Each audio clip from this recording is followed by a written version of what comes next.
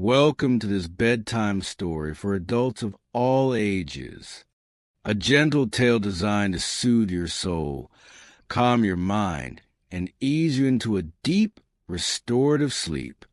As you listen, simply allow your heart to open, your body to soften, and your mind to journey alongside Thomas, the wanderer of our story. So, before we begin, take a few slow, steady breaths. Inhale peace, exhale tension. Allow your body to grow still, your thoughts to drift like clouds. And let us begin. Thomas awakens with a start. He had nearly dozed off, his head having fallen back against the train wall, blinking sleep from his eyes. He notices he's not the only one. All around him, early morning commuters are stealing a few last moments of rest before the day begins. Must have been one of those sleep twitches, he thinks. Maybe I didn't even fall asleep at all. Thomas's daily commute is a long one. He lives at the southernmost end of London's Northern Line, a quiet flat that requires nearly an hour's train ride to reach the city center. Still, he doesn't mind. He's always among the first aboard, grateful for a seat. The rhythmic hum of the train reminds him of how far he's come. A program manager at a respected software firm, 8 years into a stable, successful career. He enjoys his work, even his colleagues. But somewhere deep in his gut, a small, wordless unease stirs each morning as he walks into the office. He notices it, then lets it go, but it never really leaves. That morning, he greets his co-workers, logs in early, and begins typing away, immersing client messages in code.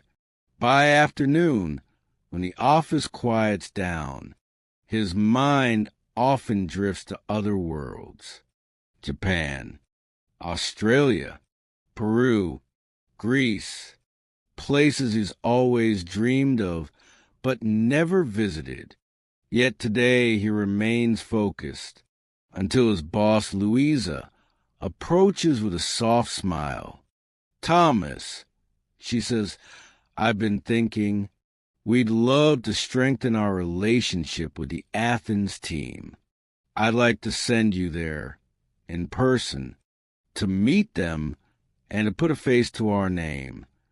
For the first time in a long while, Thomas's heart leaps. A spark ignites. "Yes," he says without hesitation, a smile spreading wide across his face. 5 days in Athens, half business, half exploration. That night, he calls his parents to tell them. His mother, born in Greece but long settled in England, is overjoyed. She laughs softly through the phone. "You'll see where your roots come from."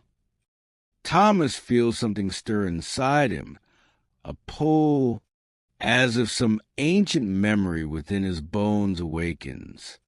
Later, lying in bed, he stares out the window at the moonlit sky. The city glows silver beneath the nearly full moon. Planes blink softly overhead, crossing the horizon. "Soon," he whispers, "I'll be up there too." When Friday finally arrives, he boards a train to the airport with quiet excitement. The outskirts of London rush past. Green fields, blooming trees, the smell of spring. His flight is short, just a few hours. Above the clouds, he looks down at the world below. A patchwork of land and sea, light and shadow. How miraculous, he thinks. As a child, I dream of flying. Maybe this is close enough. By early afternoon, he lands in Athens. The air is warm, the light golden. He checks into a small guest house nestled in the old part of the city. Stone steps, whitewashed walls. A tiny balcony that overlooks the ancient Acropolis. He steps outside, the curtains fluttering gently behind him. From his balcony, the city hums with life. Voices, music, the scent of grilled herbs drifting through the streets. Thomas breathes in deeply.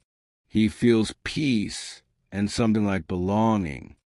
He spends a weekend wandering aimlessly through narrow cobblestone streets, past olive trees and small markets. He doesn't bother with a map. He simply lets the city lead him. When he reaches the foot of the Acropolis, the sight takes his breath away. Ancient stone glowing beneath the afternoon sun. For a moment, he feels he stepped back through time. Tears rise unbidden. Something within him opens. A quiet awe he hasn't felt in years. This trip is changing him, though he doesn't yet know how. By Monday, he meets his clients, the small Athens startup. They talk for hours, but his heart drifts somewhere else. When the meeting ends, he walks back through the warm streets, the Acropolis watching silently from above. That night, he sits on his balcony again. The moon is waxing full, the city below shimmering with light. He remembers summers from his childhood, long evenings by the sea with his parents and sister, drinking hot chocolate under the stars, naming constellations they barely knew. He feels that same childlike wonder now, peaceful, small, and infinite all at once. He sleeps deeply, his dreams carrying him beyond time and thought. Back in London, the days feel heavier. Something within him has shifted. He misses the stillness, the freedom, the taste of life in Athens. Each morning, a whisper grows louder inside him. Go back. Get back to the roots. At first, he resists. He tells himself he can't just leave his job, his life.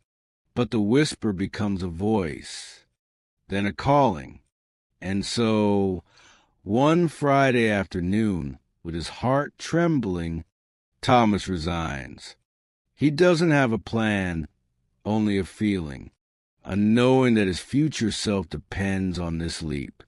2 weeks later, he closes his apartment door behind him and boards a flight once again to Greece.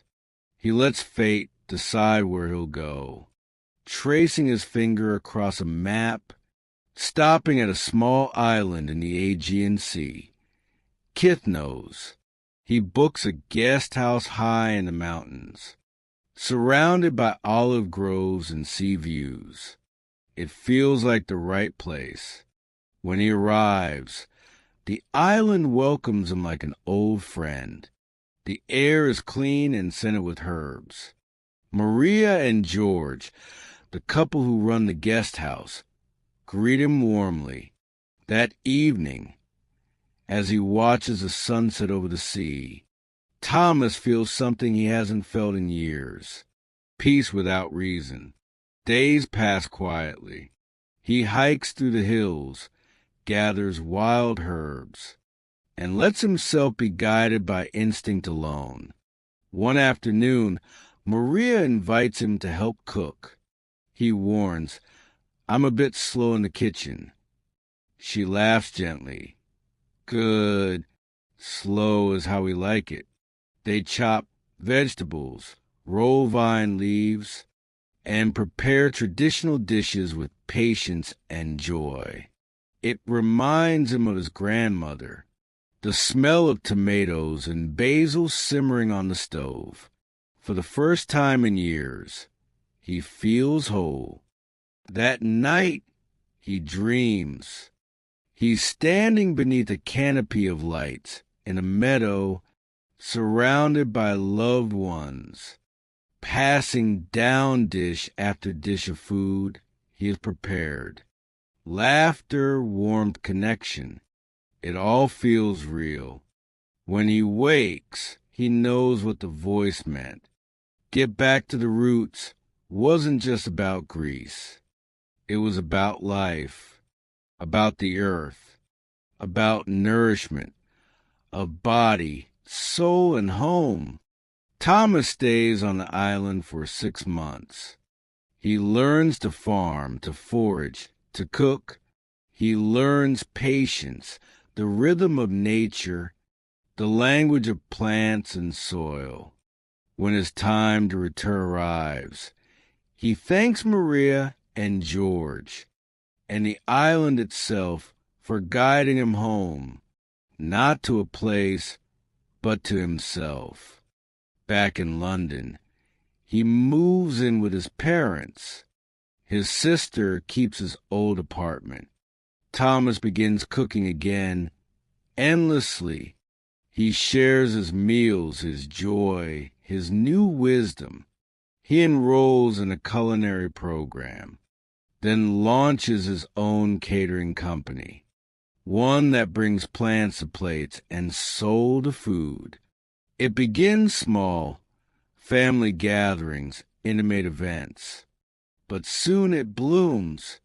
He hosts dinners under the stars, where city dwellers rediscover simplicity and wonder.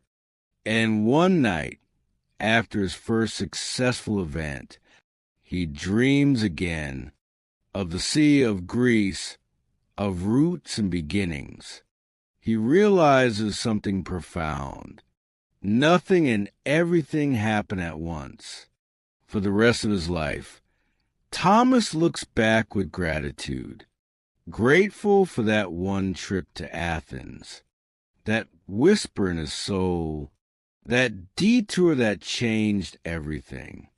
Because in returning to the land, he had finally returned to himself. Music fades. Sleep well, traveler. And may you, too, find your way back to your roots.